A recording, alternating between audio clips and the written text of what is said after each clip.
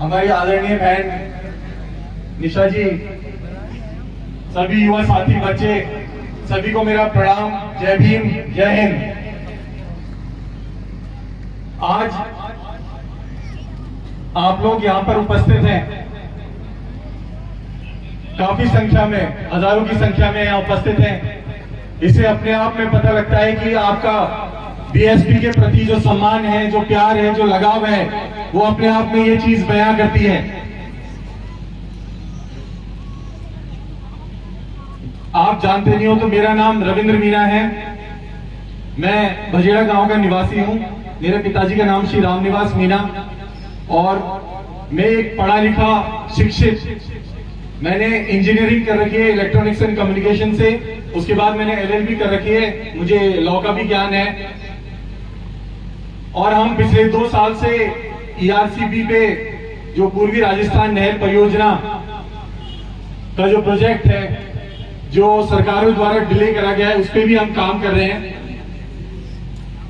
इसी को देखते हुए हमारी आदरणीय बहन मायावती जी ने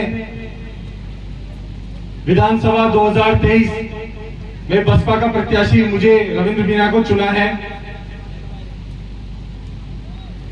अभी कुछ दिन पहले ही हमारी एक संकल्प यात्रा हुई थी, सर्वजन सुखाय सर्वजन हिताय संकल्प यात्रा, जिसमें हमारे आदरणीय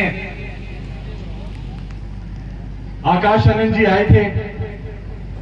तो उसके अंदर जो संकल्प शब्द है वो हमारी जिंदगी में बहुत महत्वपूर्ण है। मैं बहन मायावती जी से मिला था तो उनने भी मुझे इस संकल्प शब्द के बारे में पूछा था और उन्होंने मेरे से बात करी थी, मैं आगे जाके बताऊंगा। लेकिन इस संकल्प शब्द का बहुत ज्यादा महत्व है हर आदमी के, हर व्यक्ति के जिंदगी में। अगर आदमी की जिंदगी में संकल्प नहीं है तो वो कुछ भी नहीं कर सकता। मैं आपसे कहूं कि भाई आप ये सोचो कि आपको 2 दिन बाद व्रत करना है, आप संकल्प लो कि आपको 2 दिन बाद व्रत करना है, तो आप बोलेंगे भाई इससे क्या होगा। मैं आपसे बोलूं कि भाई ऐसा करो, एक दिन अपना फेसबुक मत चलाओ, तो आप बोलोगे भाई इससे क्या होगा।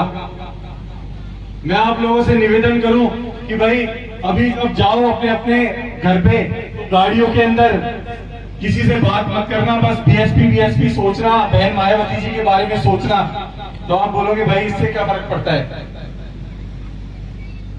इससे बहुत फर्क पड़ता है। जो दृढ़ संकल्प होता है, जो इच्छा शक्ति होती है, वो आदमी को मजबूत बनाती है। इससे जो हमारा आवारा मन है वो कमजोर होता है। इससे क्या होता है, हमारा जो आवारा मन है, जो हमारा चंचल मन है, वो कमजोर होता है। और मैंने देखा है कि जो हमारे बसपा के लोग हैं, उनका जो संकल्प शक्ति है, जो दृढ़ संकल्प है, वो बहुत मजबूत है। आप लोगों ने 2003 से संकल्प ले रखा है। मैं आपको बताना चाहता हूं, बहन मायावती जी से मेरी बात हुई थी, तो जो करौली है वो राजस्थान का दिल है। उन्होंने बोला कि राजस्थान है वो, जो करौली है वो राजस्थान का दिल है, वो बहन मायावती जी के हृदय में बसता है। आप भी वो लोग हो जिनने 2003 से यहाँ इतिहास रखना चालू किया। आप भी वो लोग हो जिनने बसपा को राजस्थान में पहचान दिलवाई। तो मैं आदरणीय बहन मायावती जी के सामने में संकल्प लेके आया हूं। जो संकल्प है, अगर यदि हम सब लोग संकल्प देते हैं तो उससे जो हमारा मन है वो ये समझता है कि भाई इस आदमी के साथ अगर जीना है तो हमें ये करना पड़ेगा। मैं आपको एक छोटी सी कहानी सुनाता हूं। एक लड़का था 7 साल का, एक शहर था जिसके अंदर गुरुकुल था, मतलब स्कूल, आज की तारीख में स्कूल ही बोलते हैं। तो वहां एडमिशन का बहुत ही कठिन था एडमिशन होना। उसकी कुछ नियम और शर्तें थी। जैसे बच्चा जब 7 साल का हो जाए तो उस स्कूल की तरफ जाए तो एक तो उसके घर वाले उसको स्कूल तक छोड़ने नहीं जाएंगे, वो अपने घर वालों के साथ नहीं जाएगा, या तो अकेले जाए या किसी और के साथ जाए। और जैसे ही स्कूल की तरफ या पाठशाला की तरफ जाए तो पीछे मुड़ के नहीं देखेगा वो बच्चा, और उसको उस स्कूल के सामने चौकी लगा के बैठना है आंख बंद करके। ये उसकी नियम और शर्तें थी।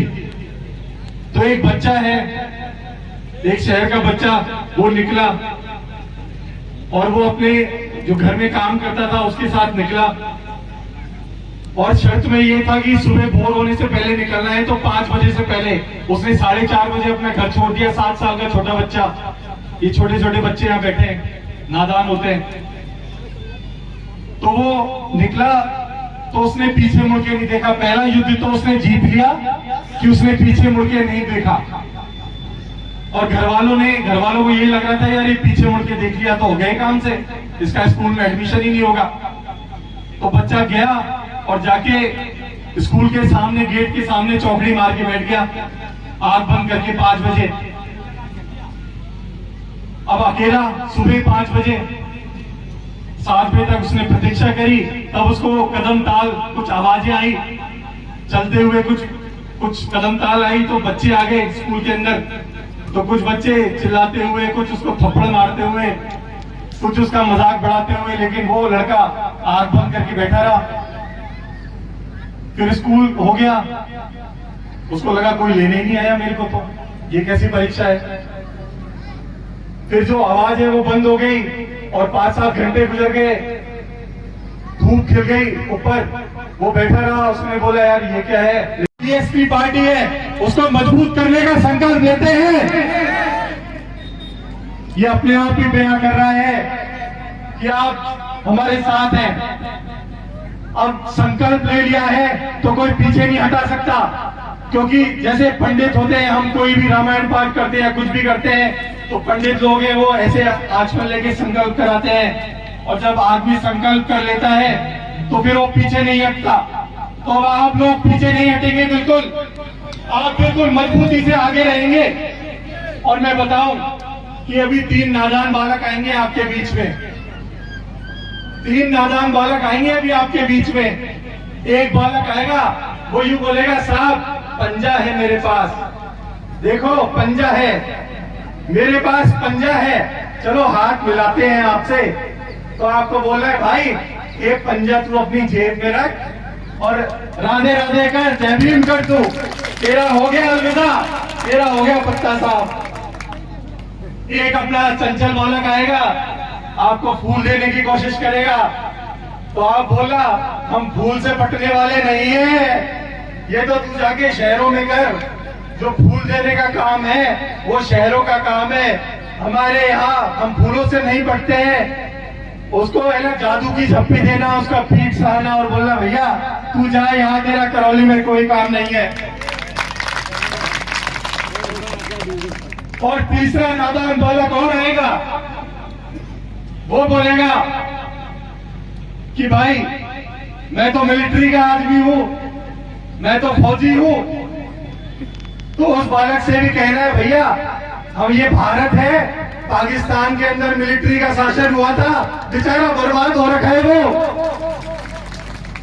उस बालक से बोलना भैया जब लड़ाई होगी पाकिस्तान की तो तेरे को बुला लेंगे, तू हमारा ही तो साथी है, युद्ध के टाइम पे तेरे को हम काम लेंगे भाई।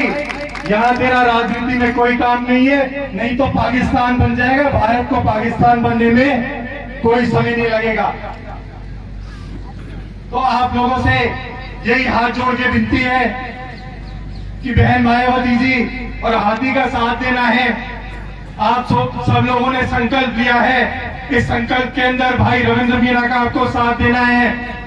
और जब हमारी आदरणीय बहन मायावती जी यहाँ आए तो हजारों नहीं, उस वक्त लाखों की संख्या में आप लोगों को आना है और इस भाई रविंद्र मीना के साथ हाथ उठा के आशीर्वाद देना है और बहन मायावती जी को बताना है कि ये जो करौली क्षेत्र है ये बसपा का क्षेत्र है, ये बसपा के साथ है और बसपा को ही विजय बनाएगा।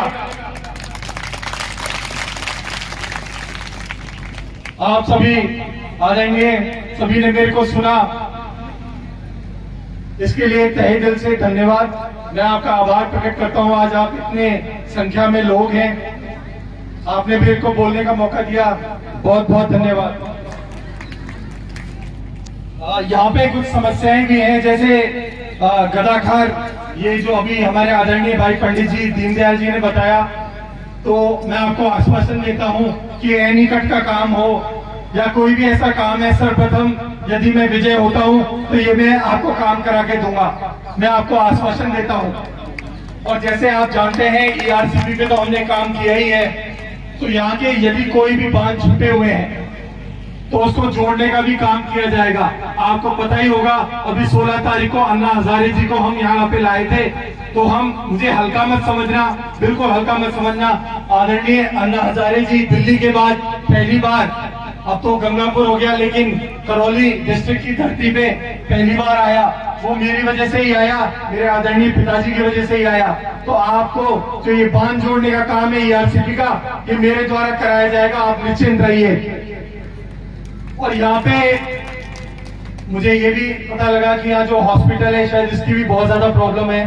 यहाँ पे 2 बजे बाद वो हॉस्पिटल ना रह के बिल्कुल सुनसान हो जाता है, बिल्कुल ही खाली हो जाता है। तो हॉस्पिटल की समस्या है, हमारी माता बहनें यहाँ किसी को इमरजेंसी हो तो उनको भागना पड़ता है, कम से कम आधे घंटे का समय सफर तय करके और तब करौली पहुंचना पड़ता है।